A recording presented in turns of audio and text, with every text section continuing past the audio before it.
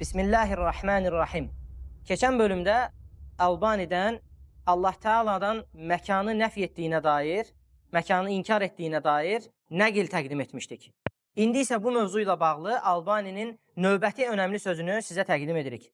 Bu sözlər Mücəssimə firqəsini təkzib edən və Albani'nin bəzi məsələlərdə Əhl-i Sünnə ilə ittifaq etdiyini göstərən mühüm ifadələrdir. Albani'nin aşiqləri bu sözləri gördükləri zaman ona zidd olan bəzi nəqilləri gətirə bilərlər.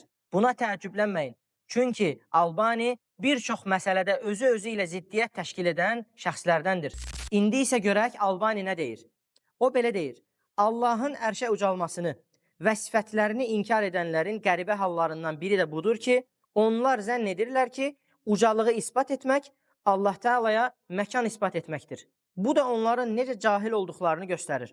Çünki Allah Teala hər şeydən əvvəl var idi. Sonra isə məkanları, göyləri, yeri və aralarındakı hər şeyi yaratdı. Həm əqli baxımdan, həm də açıq-aşkar nəqli dəlillərlə sabitdir ki, o məkansız olaraq əzəldən var idi. Eynilə Əndəlüslü Hafiz İbn Əbdülbərin, Allah ona rəhmət etsin, Ət-Təmhid adlı kitabında qeyd etdiyi kimi. Demək ki, Allah Teala əsla bir məkanda olmayıb və olmayacaq. Diqqət etdinizmi?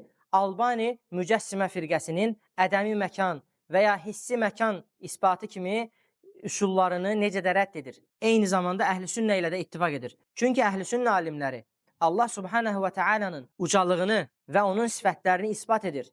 Lakin ondan məxluqata yaraşan bütün mənaları inkar edirlər. Növbəti dərslərdə bu mövzuda Albaniya müxalif olan Mücəssimə firqəsinin digər üzvlərinin sözlərini sizə təqdim edəcəyik. Vəlhamdülillahi Rabbil aləmin.